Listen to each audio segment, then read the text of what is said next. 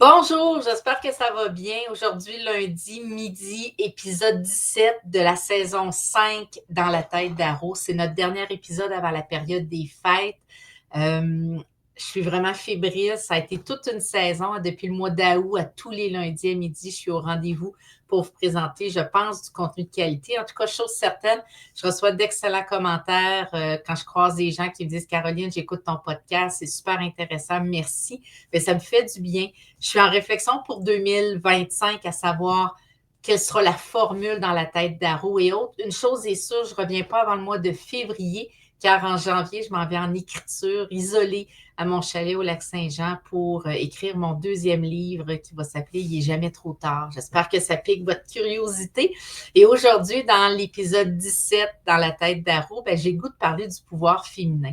Puis comment on peut l'utiliser, cette intelligence émotionnelle-là, pour bâtir des relations solides, travailler des collaborations qui vont être enrichissantes pour tout le monde, etc. Puis j'ai le goût de mettre la table en disant, on a tous en nous un côté féminin, un côté masculin. Le côté féminin qui est le côté bêta et le côté alpha qui est plus masculin. Puis dans les recherches que je fais pour préparer mon podcast hebdomadaire, j'avais besoin de définir c'est quoi les traits caractéristiques de notre côté féminin puis les traits caractéristiques de notre côté masculin. C'est certain qu'aujourd'hui, on parle du pouvoir féminin, fait que je vais commencer avec notre côté bêta. Notre côté bêta, c'est tout le côté intuitif, notre côté de prendre soin, notre côté d'intégrité, la réflexion, la capacité d'introspection. C'est tout le côté intuitif, notre imagination, notre créativité. C'est le non-jugement, c'est l'amour inconditionnel, le côté maternel, c'est notre vulnérabilité, notre capacité à être proche de nos émotions, à les communiquer. C'est tout le côté du courage, du pardon, de la guérison. Fait que ça, c'est notre côté féminin. Puis le côté masculin, juste pour faire un parallèle entre les deux, c'est tout ce qui touche la logique, le côté cartésien, les stratégies, la compétitivité, le côté combatif, notre côté guerrier, c'est la persévérance, l'instinct de survie, c'est tout ce qui est notre capacité à prendre des risques, l'audace, notre capacité à être focus, la rapidité, c'est notre capacité à prendre des décisions. Fait que dans ce concept-là, les deux sont part intégrante de qui nous sommes à différents degrés, autant chez l'homme que chez la femme. Puis, je sais par expérience que ce soit quand j'étais chez Campbell dans la restauration ou autre, notre intelligence émotionnelle féminine m'a rendu service à mon entreprise et à mes relations et aux résultats aussi que j'ai obtenus à travers les années. Puis, c'est ce que j'avais le goût de mettre en lumière ce matin avec vous, c'est que comment est-ce qu'on peut développer notre intelligence féminine, notre intelligence émotionnelle, le pouvoir féminin, puis que le mettre à profit. Puis, le premier point, c'est souvent dans la posture féminine, on dit souvent « Ah, le syndrome de l'imposteur, le plafond de verre chez les femmes, c'est plus compliqué, beaucoup d'insécurité, on a besoin d'être assis sur des fondations qui sont très solides avant de prendre des risques, avant de prendre des décisions. » Puis j'ai le goût de juste faire un step back, puis de réfléchir sur la confiance en soi et l'estime de soi. Puis dernièrement, il y a quelqu'un qui me disait, tu sais, Caroline, tu manques pas de confiance en toi. Tu manques pas d'estime de toi, tu surestimes les autres. Puis cette phrase-là, pour moi, ça a été de dire, oh my God, elle a tout à fait raison. Quand on se compare, des fois, on se diminue au lieu de rester focus sur qu'est-ce que j'ai du contrôle. Puis la seule chose que je peux contrôler, c'est moi. Puis comment est-ce qu'on est capable dans notre confiance, notre posture à nous, qu'on peut créer de l'impact. Puis souvent, c'est déjà d'être capable d'assumer cette posture-là, qu'on est confiant, qu'on a de l'estime de soi, qu'on s'accorde une valeur importante. Puis comment est-ce qu'on peut la transférer aux autres? Comment on peut utiliser cette intelligence-là au profit des autres? Puis je pense que ça passe par la compassion, le non-jugement, puis d'encourager d'être la cheerleader sur le côté, puis de dire aux gens, je crois en toi, fonce, vas-y. Au lieu d'être des éteigneurs de rêve, de développer la confiance en soi des gens, parce que lorsque les gens croient en nous, des fois plus que nous-mêmes, on croit en nous, bien, ça peut avoir des effets réellement qui sont importants. Un autre élément que j'avais le goût de partager avec vous, d'amener une discussion, c'est notre responsabilité à s'éduquer, à s'informer, à aller chercher des connaissances. Et comment est-ce qu'une fois qu'on a ces connaissances-là en main, on est capable de les partager et d'informer les gens. Parce que ce qu'on me disait, dans le fond, c'est, tu sais, on devient riche, puis riche de notre savoir, riche de notre personnalité et riche probablement financièrement aussi, en sachant ce que les autres ne savent pas. Donc, la connaissance, c'est quelque chose qui est important, qui est précieux. Et lorsqu'on a des connaissances qu'on sait que peu de gens ont, bien, de les partager, c'est quelque chose qui peut définitivement faire une différence. Aussi, la responsabilité dans le pouvoir féminin, je pense que c'est de bâtir des relations et bâtir ton réseau, créer des relations. On a une responsabilité entre nous de s'entraider, de bâtir ce réseau-là autour de nous. Je dis va te faire voir, mais c'est ça. Soyez visible, créez des relations, entrer en contact avec les gens. Puis il y a une phrase, moi, qui vient, c'est pas ce que tu sais des fois qui est important, c'est qui tu connais. Puis il arrive des moments où la synchronicité d'une rencontre peut faire une différence dans ton parcours de vie au complet. Donc, d'être capable de tisser des relations, d'être en relation avec les gens, bien, je pense que ça, c'est quelque chose qui est très féminin, hein, dans ce côté-là, d'être dans le care auprès des gens, puis de bâtir un réseau qui est solide. Un autre élément aussi, comment est-ce qu'on est capable de développer notre pouvoir féminin, bien, c'est de prendre des initiatives, de prendre des risques, de se démarquer, d'utiliser cette intelligence émotionnelle-là au profit, finalement, des autres pour bâtir ces relations-là, pour prendre, bon, tout le côté de poser des gestes, d'être dans l'action.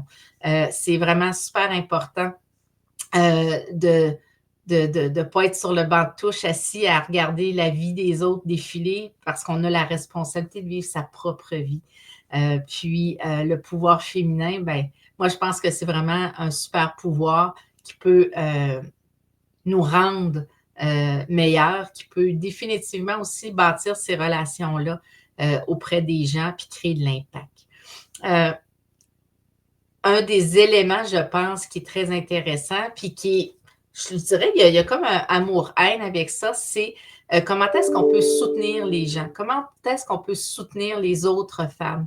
Hein? On n'est pas en compétition, entre autres, on est en collaboration. Ensemble, on peut aller drôlement plus loin. Donc, comment on peut tisser des collaborations qui vont être saines, qui vont être bénéfiques, qui vont permettre finalement de ne pas avoir l'impression de traîner le poids du monde sur nos épaules, mais on a cette responsabilité-là de se soutenir entre nous et de s'impliquer dans la vie des autres femmes, dans les business des autres femmes, basés sur nos connaissances, comment est-ce qu'on peut contribuer et aider.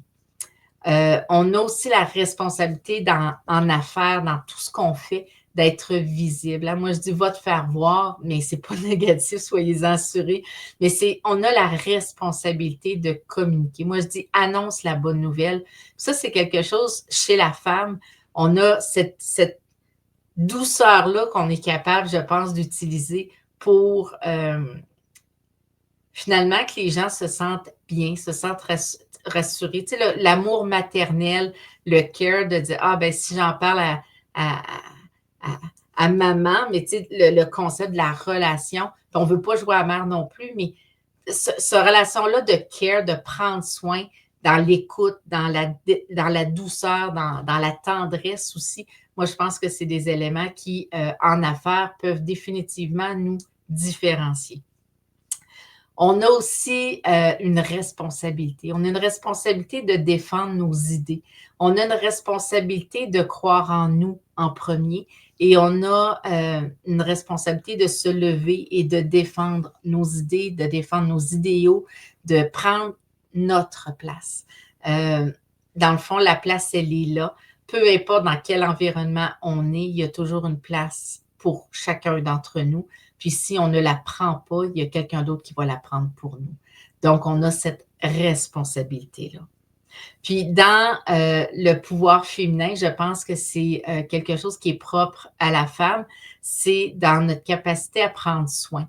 Puis le défi qu'on a, je pense, chez les femmes, c'est de prendre soin de soi. Hein? On est dans un rôle où on va prendre soin de tous les gens autour de nous, qu'on oublie, hein, dans le fond, qu'on est la personne la plus importante dans notre vie. Puis que si nous, on ne prend pas soin de nous, ben à quelque part, il y a quelque chose qui cloche. Puis, on a cette responsabilité-là de prendre soin de nous.